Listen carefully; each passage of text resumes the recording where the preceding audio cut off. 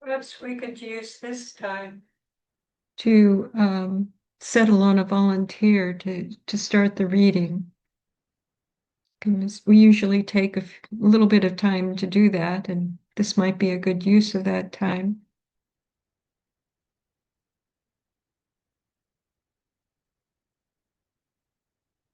Where are we at in the reading?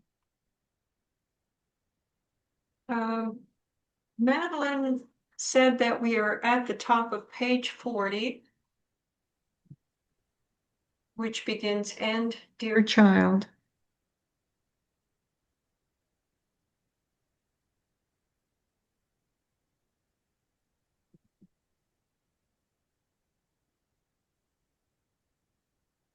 Well, I can read some of it. Hang on a second. There we go. Okay. And dear child, mind not the pleasures of sin, which are but for a moment, and the end is misery. But keep under and cross thy will and affection, so thy mind will have no pleasure in the evil, but in good. And thou wilt feel the immortal seed springing up in thee, which God's peace and love is too.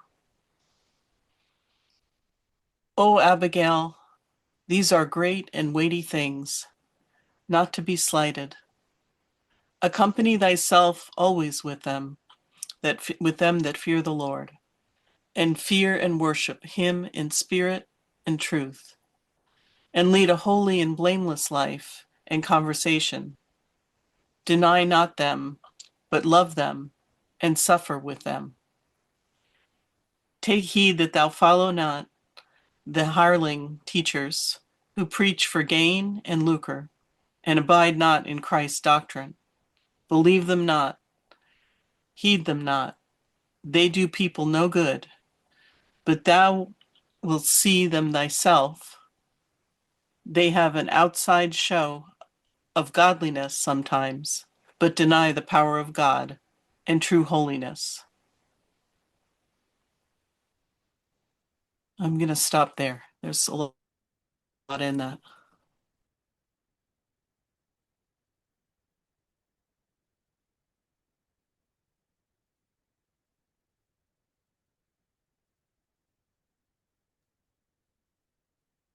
This reminds me of fake food. It tastes good, it looks good at the first, but it has no nourishment to it. Um, it's doctored to appeal to the senses, um, but it isn't fruitful for the body, and it doesn't help health. And there's so much that's preached or that's Christian show or appears to be Christian, but really isn't being led by Christ. And the light within can help us discern these things by the Spirit. And I guess another piece of it that's become present today is when there is a group gathered and the group is swayed in a certain direction, it's really easy to be influenced by the traditions of men and the kind of groupthink. And we need to be careful of that because that can make us think that something is holy and led by God just because the people around us seem to look up to it. And it's important to be careful in that, to make sure we're really sensing the Spirit as to what to look to.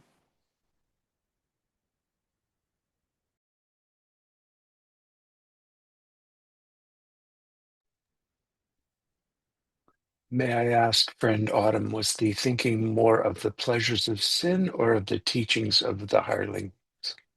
I was speaking to both. Okay, thank thee. I'm um,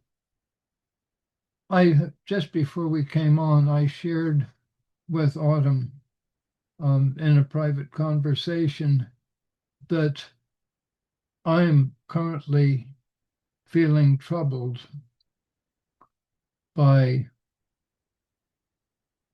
people that I've considered my friends because I'm feeling unsafe in my community.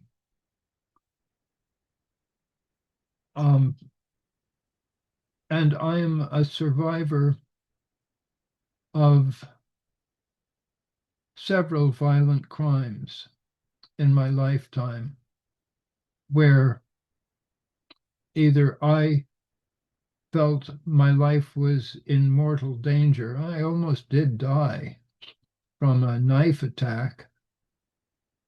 And the other one that I'm thinking of was my 3-year-old toddler in my arms saw me, his father, being tackled by pickpockets and robbed in broad daylight with the streets full of pedestrians who hid rather than come to the aid of my child.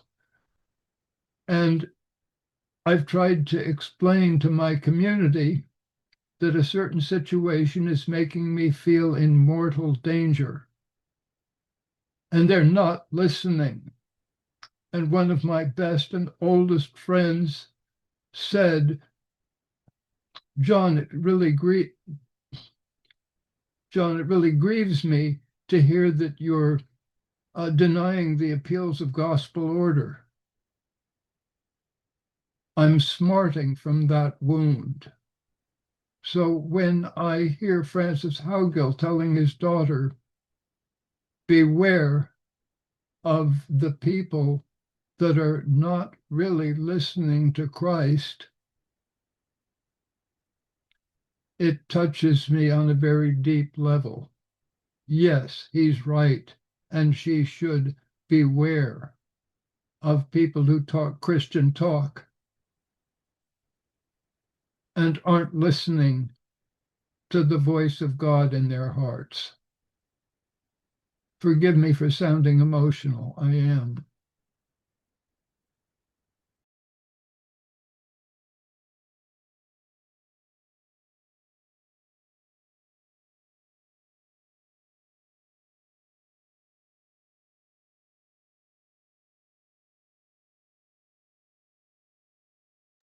I didn't want to stop the conversation. I hope we can keep talking about Howgill. I'm just, it's really hitting me on a deep level.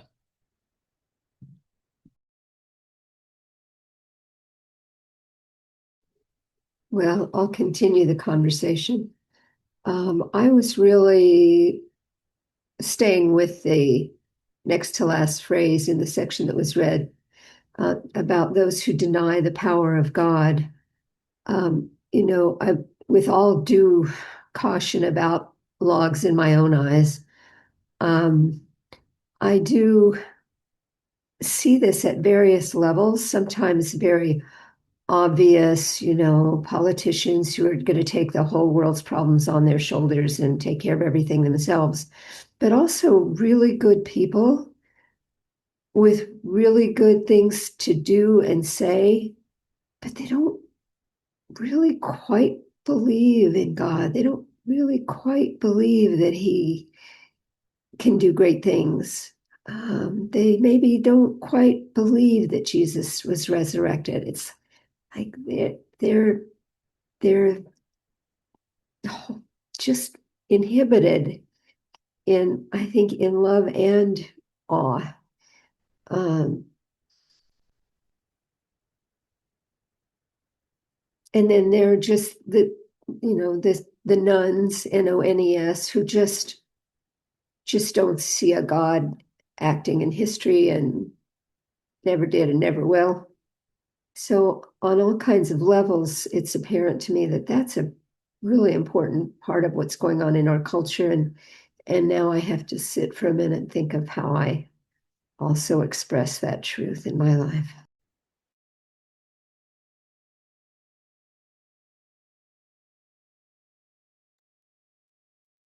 I think that has always been the case. It's not just our culture. I mean, we have rapid communication and access to things that are happening on the other side of the world and everywhere. And, it's things, ungodly things have always been happening around the world. That's what the world is being ruled by something other than Christ. And that's the first birth. That's what's typical. And I think that I think what you said right at the end, Madeline, about remaining faithful, being faithful, and monitoring oneself to see that one is doing that, because it's so easy to look at mankind's failure, and we can just be swallowed up in that.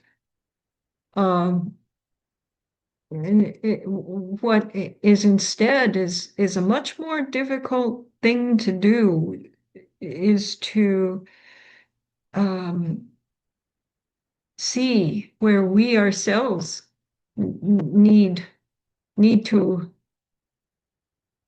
increase our faith so that we more readily are in unity with Christ. And in doing that, we present the world with an alternative. And that's really the only way things can change, is when people see there's another way to be. And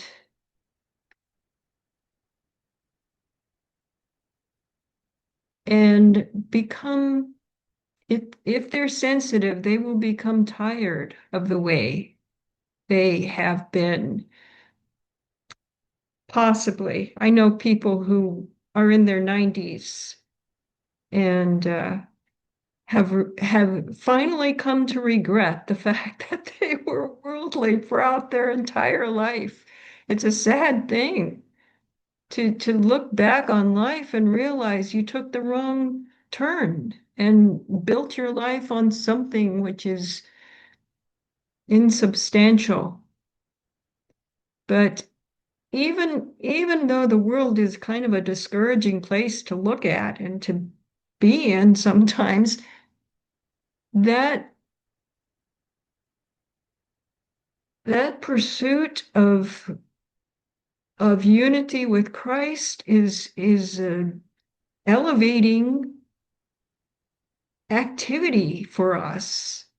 And we can be different from the world in that we can rejoice in the fact that we have consciousness that allows us to do that. What other being has that kind of consciousness? And we all do. We have the consciousness that can know God, and that we've been given a lot of information from the friends in scripture that says other people have known this too and have left their records. So it's possible, and we can feel unity with that. So, I mean, it can be very discouraging, especially for our modern times when we're bombarded with all kinds of ugly things happening. But, we aren't really fulfilling our mission, I don't think, if we allow ourselves to look down at sin, because we'll be swallowed up in it, as Fox says. Not to be naive, not to think that it's not there, because it truly is. And if we love truth, we can see it. But we also know that we love truth and that we can be lifted up by it and into it. and sustained by it and live life with a sense of joy and purpose. And that's our calling, and that's what Quakers originally began doing. And they've left us a lot of material.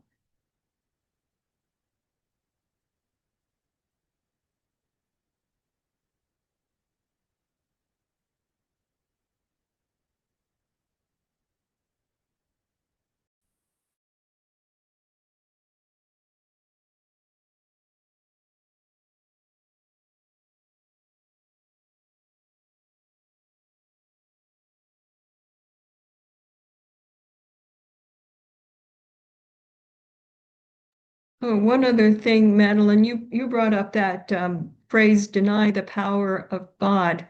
And that phrase stood out for me too, because it could mean a couple of different things. To deny the power of God could mean to deny that it's a power, that it's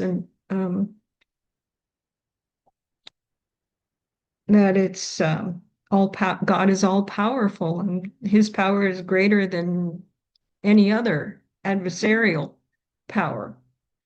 But I think what it means here is to deny the power of God in themselves. That the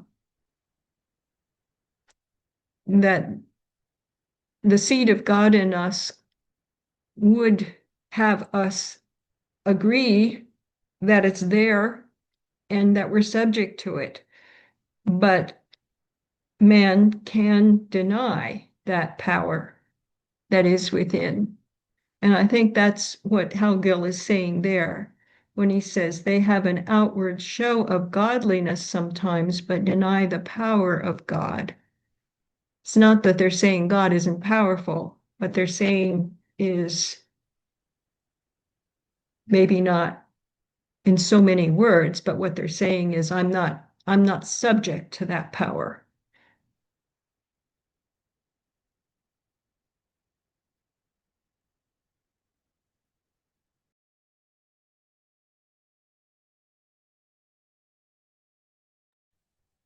I'm hearing that similarly, that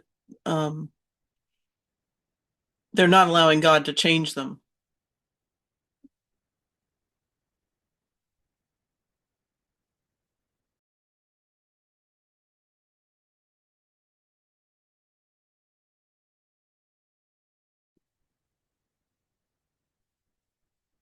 To a small extent, this passage made me think of Madeline and her peripherals. Sometimes you got to detach your peripherals to focus on what's essential, to focus on truth. And that isn't to say that all of Madeline's peripherals are tantamount to pleasures of sin or anything like that. But so, and one of the thing the urging blameless conversation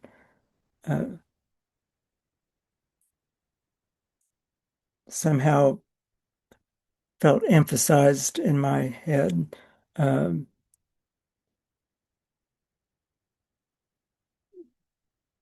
course, that's always, I know, I know I have room for improvement there. What I choose to say, what I choose to not say, how I say it. And I confess that there's some times when I've wondered whether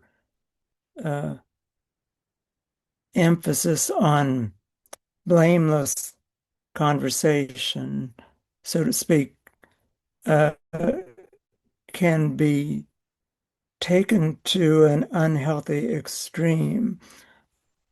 I've known some friends, conservative friends who I really admire a lot, but who, at least in my youth, at least it seemed to they seem to edit their speech so heavily, edit their selves out of their speech so much that yeah, perhaps out of concern about excesses in speaking that left them seeming a bit unapproachable.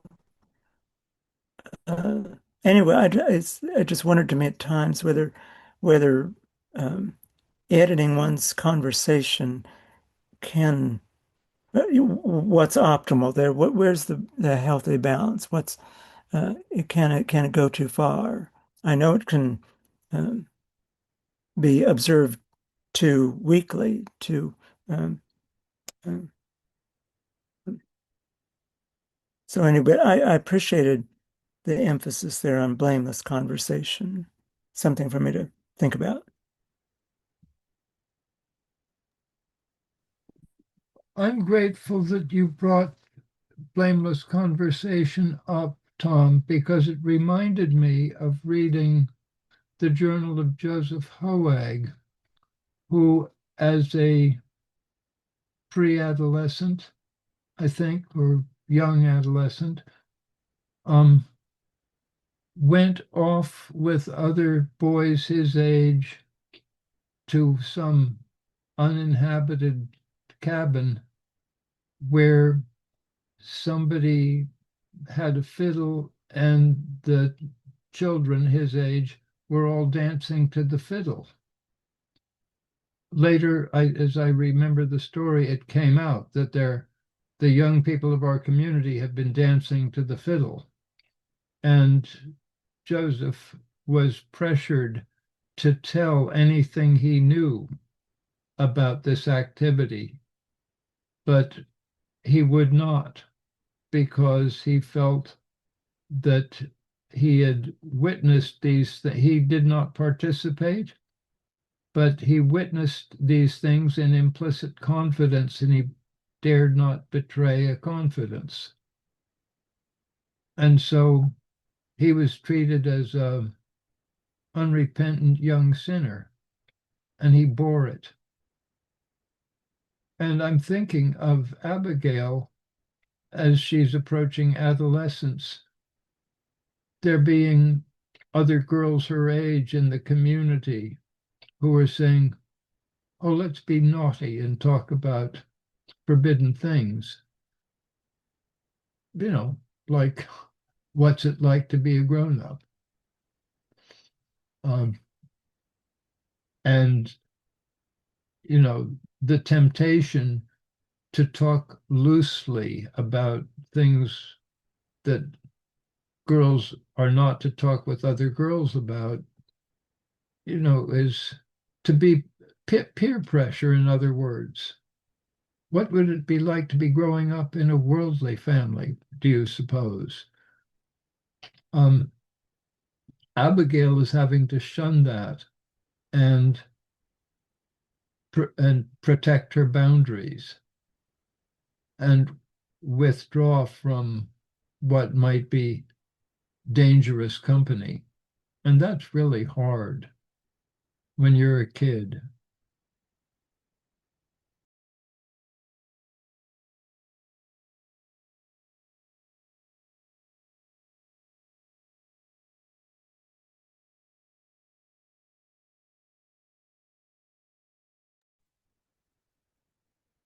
Um, um, you're bringing up the topic of blameless conversation. Um, I think of both Jesus and Paul and the apostles and the early friends were quite bold in blaming people sometimes. But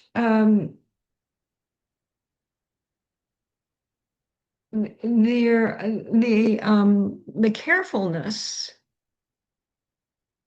of making sure that there is no kind of mixture in oneself that would uh, um, uh, taint the um, the admonition in the speech is, I think, those, I mean, what people need to be attentive to, because our egos can very easily um, find their way into um, that blaming mode, because we can become very sure that the sinner is sinning, and there's no doubt about it. But what the healthy way of addressing that is to allow Christ to direct one's speech and to be very honest about whether or not that one's own um, psychological material is interfering in some way, if only slightly. It can be a tricky problem to sort out. And I think that's probably why those Quakers were so careful about it. They recognized how dangerous it could be that their own psychology could find its way into the um, blaming statement, even though it was very clear that a sin was being committed. So this is where integrity is really important, because we can fool ourselves if we see sin and decide that it's our we can be spiritual vigilantes and do something about it. Um, the the um, the ego self can get in there and maybe not be aware that it's participating in this blame that one is doing. So, I mean, there has to be a very strong alliance with Christ that admits nothing of the ego when one sees sin and feels compelled to admonish it. It's all too easy for the ego to hide the fact that it's gaining something by that work.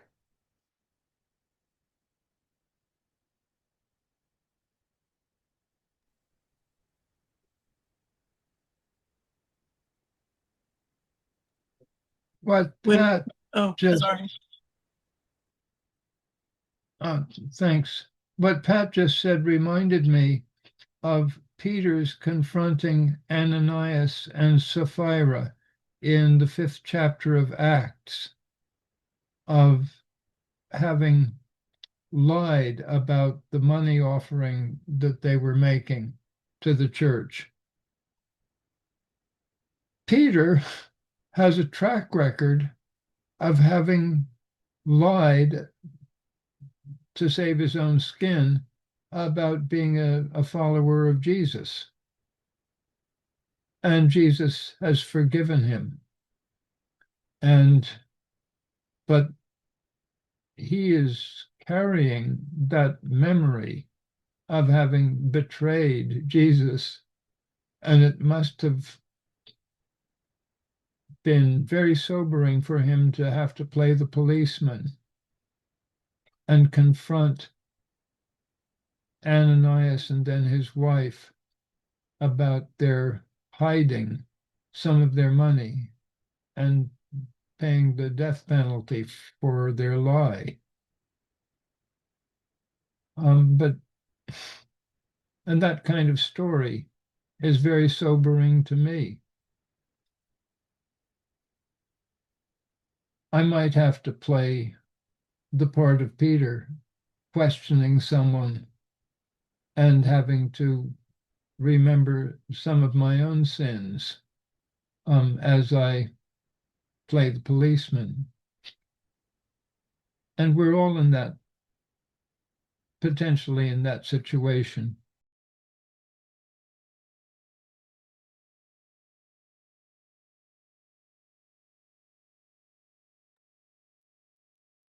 In reading the words blameless conversation, I'm seeing them differently, and I think it has to do with the language of today versus going back to King James language, and it depends what language it's spoken in, but it's more about the word conversation being not necessarily just one's speech, but one's whole character or conduct or course of life or way of life. So one of those things could be not blaming others, but it's more that people who live in such a way that they're free of sin to a degree, that their conversation, their way of life is pure.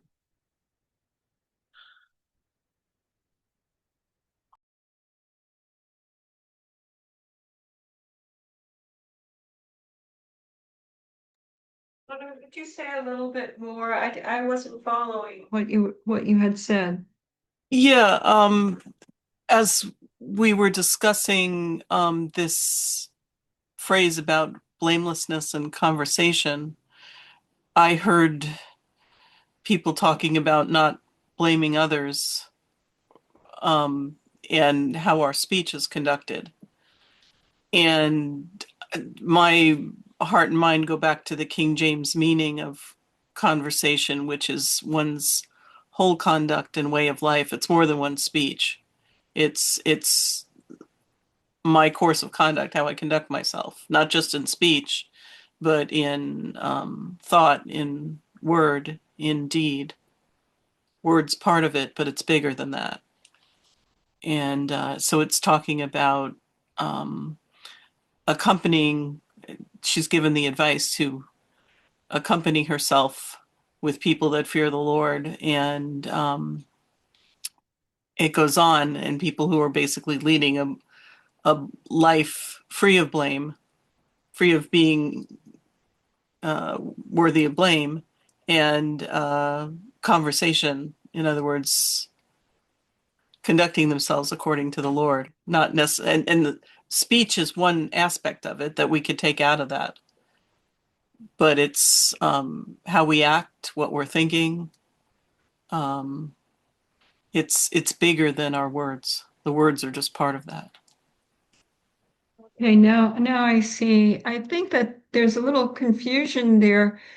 What Tom was talking about, I believe, was the tendency to blame another, with blame being a verb, and how people he knew were very careful not to engage in that kind of blaming. Whereas Howgill uses this lead a holy and a blameless life and conversation, meaning that there it's used as an adjective, meaning one of a life that's somewhat more innocent or has integrity. So Howgill is encouraging Abigail to hang out with that kind of person, rather than hireling teachers and engaging and associating with them. So I think two different kinds of ideas are happening, and I think that's what I was confused about.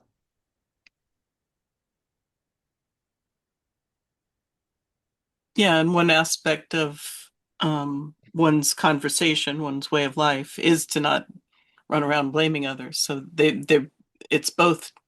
It's a both and. Yeah. Both are valid. Yes. I'm just when the word conversation came up, it goes back Yeah. to what I understand from King James language. Right. We can always hear on lots of levels.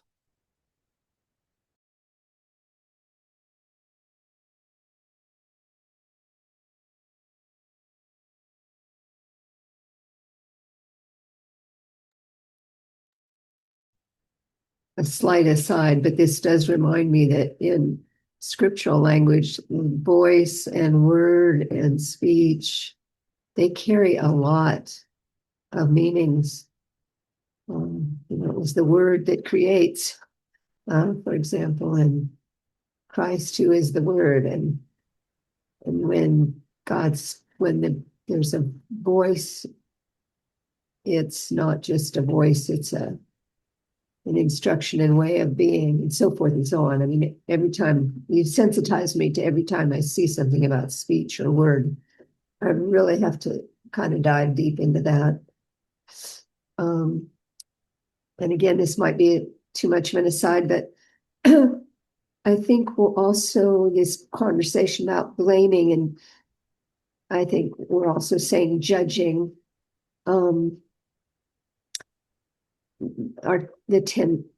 we want people who are blameless but not judgmental.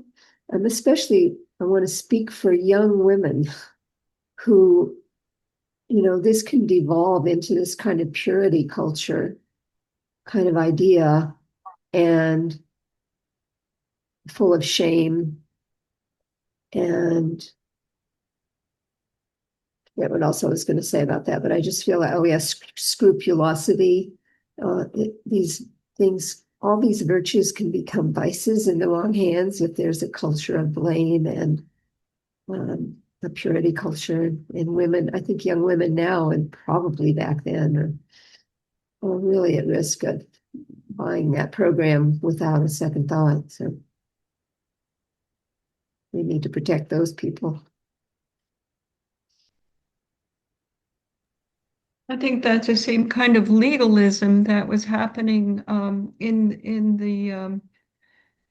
the culture of Christ's time, was that there was the law and people were being legalistic about it, thinking that that was virtuous.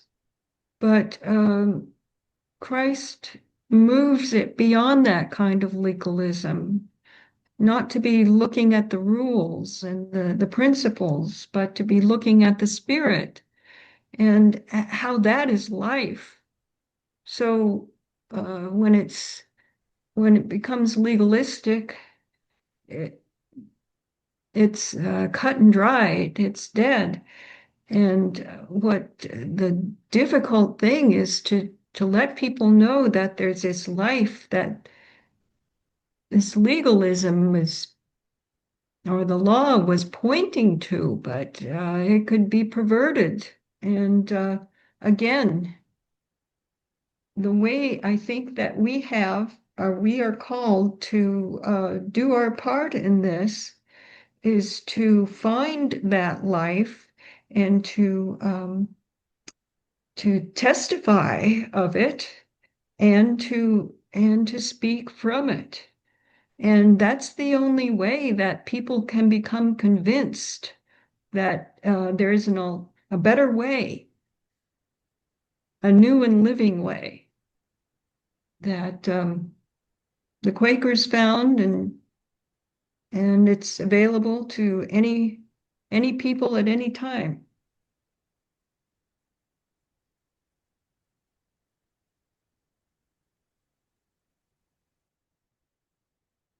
One of the aspects which I've been sitting with in reading this paragraph is Howell's advice to accompany yourself or accompany thyself, speaking to his daughter, with people who fear the Lord. And then it says, deny them not. Deny not them.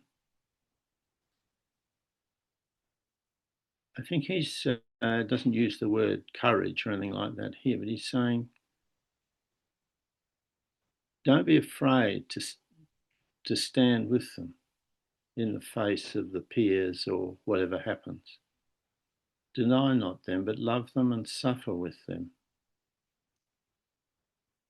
So he's not taking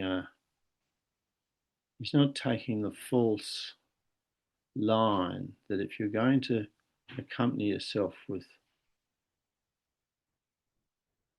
holy people, then it's not going to be a smooth ride. Not a smooth ride at all. But it says suffer with them. And it takes me back to this thing, this understanding, which I believe is in the many places through the New Covenant writings and the epistles, that if you suffer with Jesus, then you will be lifted with Jesus into, well, I use the word glory. That seems a bit beyond me, but it goes right back, doesn't it, to Isaiah's writings in the prediction of the suffering servant, the prophecy of the suffering servant, that Christ will take on people's iniquities. Now, I'm not saying any of us are Jesus Christ, but there is a Christ within us which is able to actually take on those iniquities when we are being persecuted or belied or hated. And actually, that Christ within us takes on those and in a sense was more than shares the load with us, actually lifts the load and enables us to do it so that we are delivered from that place which would strike back or run away. And I was hearing some of the suffering that John's been through, and maybe it's a little bit of it implicit in some of what Tom said. That's one part of being with Christ, is that we're enabled, God's power enables us through Christ to actually say, I'll take that. I can remember doing a long meditation once over a couple of days of walking the route from Christ's judgment to Christ's crucifixion and feeling that suffering along the way. And I think that was helpful for me because I began to sense how much I could actually rely on Christ. The other point about this, I think, is in terms of making judgments of people and speaking plainly. One of the things, and I can't think of the actual location of the words, even in early Friends writings or something, I think one of the things that was in early Friends, was they weren't judging people to blame them, just to blame them because they were wrong. They were, people who beat them or put them in prison or whatever. Because early Friends, I pick up, were acutely aware that sort of behaviour in other people was damaging their own souls. And I'm not saying that from a self-righteous point of view. They were just aware you can't behave like that, or else your own soul is in peril. And that's not to make us feel superior or super good or anything like that. But I know that I've been enabled in places when the false self in others assaults me to sort of sense these people are suffering inside themselves to actually be doing what they're doing.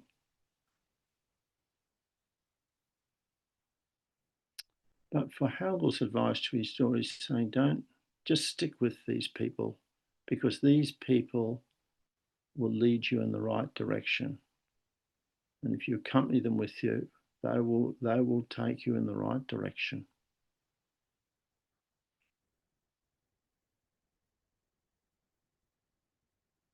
So that you'll grow up, as he says later on, as a natural branch of the living vine. The Justice Prestons of this world and his wife, whose servant beat Miles Halhead and stuff like that, their souls are in a perilous place.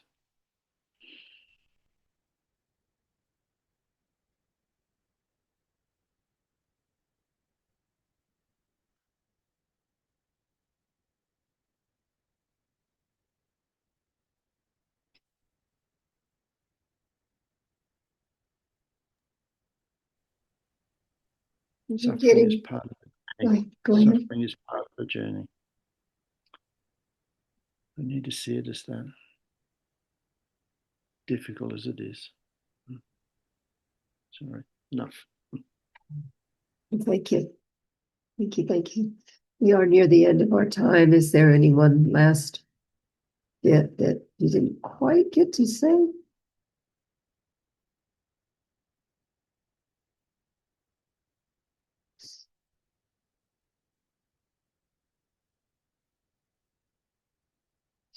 If not, I will.